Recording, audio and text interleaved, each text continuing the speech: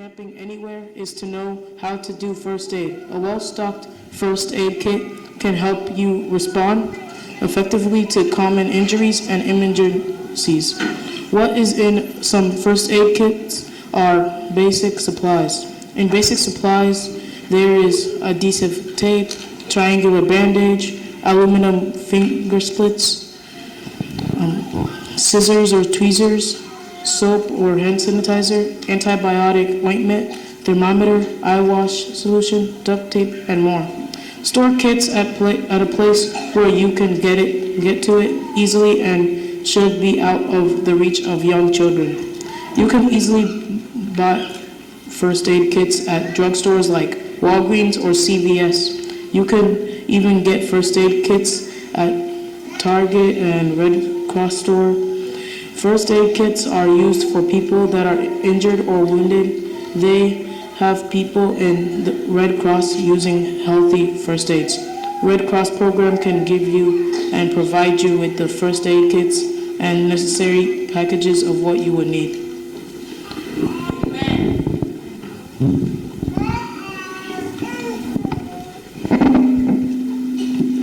Our next Pathfinder is Griffin Zogado.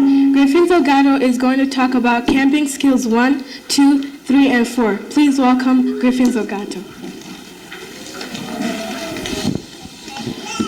Hello, and I'm going to talk to you about camping skills 1, 2, 3, and 4.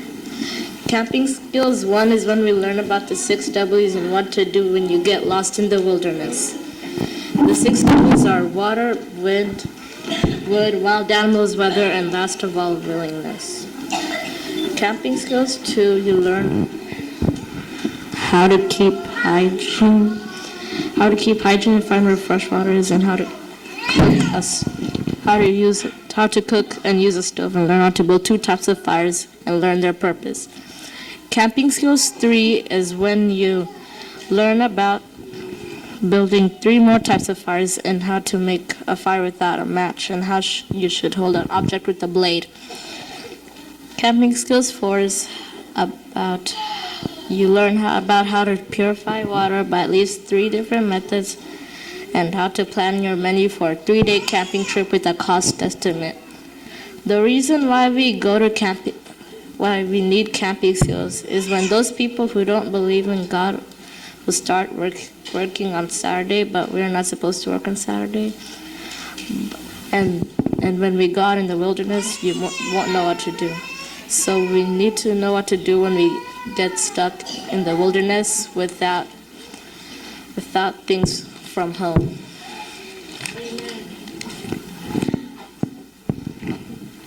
Our next Pathfinder is Govern Gisemba. Govern Gisemba is going to talk about nature.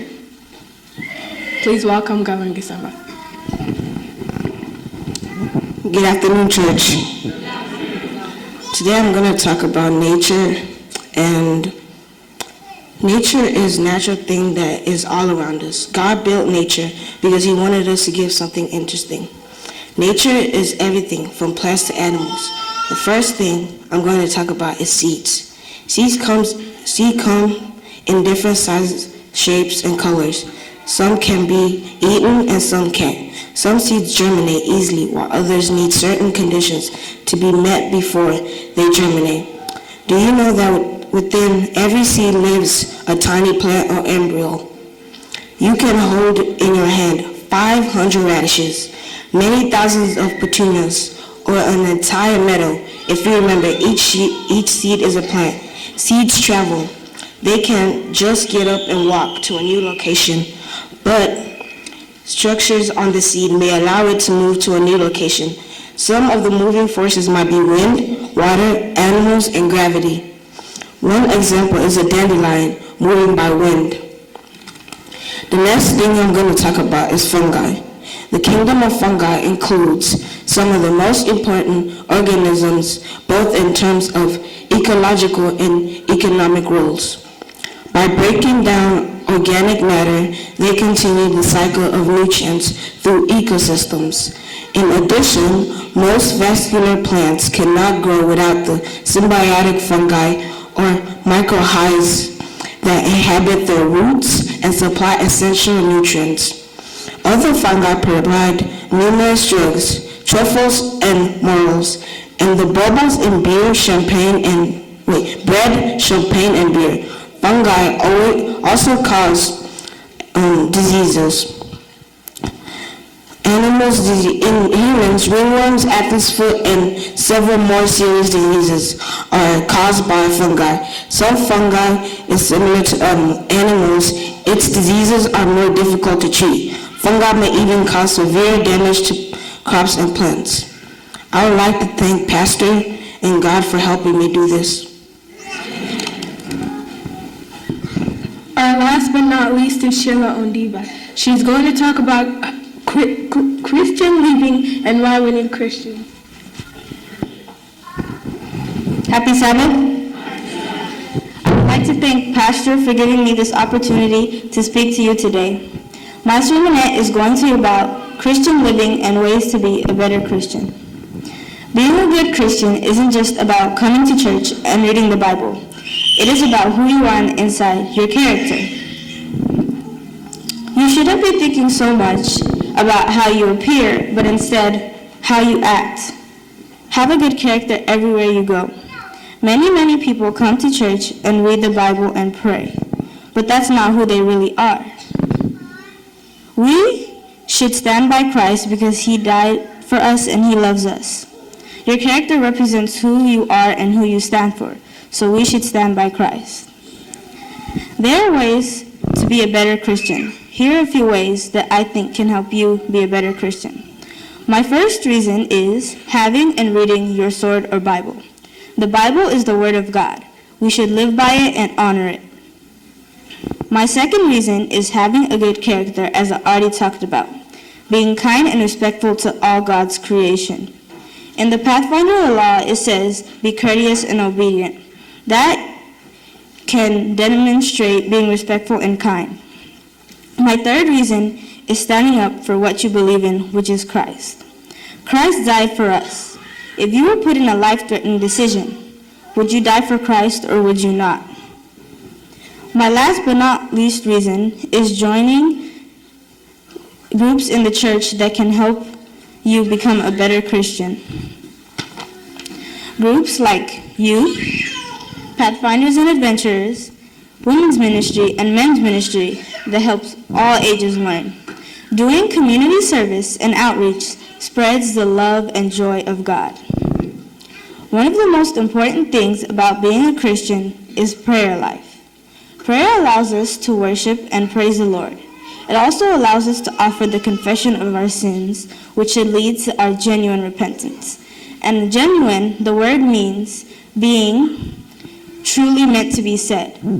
So we shouldn't just pray because, somebody else is praying and I should pray. We should pray because we mean it, and God loves us. Another reason is prayer grants us the opportunity to present our requests to God. This happens daily every Sabbath. We pray for those families in need. We pray for people, and we pray for financial support and many other things. All of these aspects of prayer involve communication with our God. He is personal and cares for us. He wants us to commune with him through prayer. He wants us to join with him through prayer. There is a verse, Matthew 5:44. It says, "But I say unto you, love your enemies, bless them that curse you, do good to them that hate you, and pray for them which despitefully use you and persecute you." Another verse is Thessalonians 5:17-18. Pray without ceasing. In everything give thanks, for this is God's will in Christ Jesus. So we should pray continually or without ceasing, because prayer lets us repent our sins and give our requests to God. And it also says, love your enemies and pray for those who persecute you, because we should pray for those vile and evil people. Does God need our help? God doesn't need our help. He is powerful and in control of everything in his creation. Then you might be asking, why do we need to pray? Because prayer means God has ordained for some things to happen. Prayer, for instance, helps others know the love of Jesus. Prayer can clear human obstacles out of the way in order for God to work. It's not that God cannot work without our prayers. He is powerful, but He has established prayer as a part of His plan for accomplishing the will in this world. That is a part of His plan.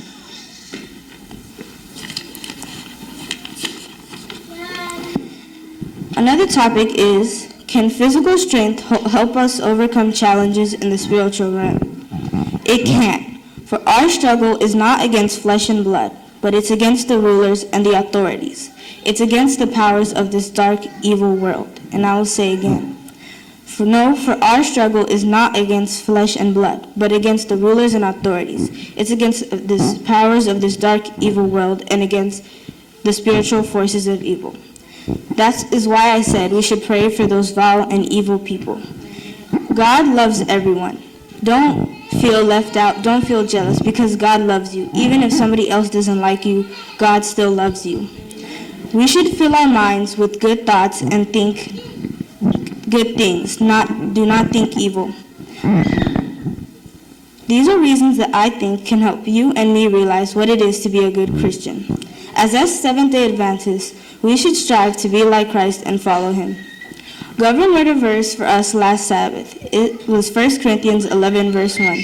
It said, "Follow my example as I follow the example of Christ."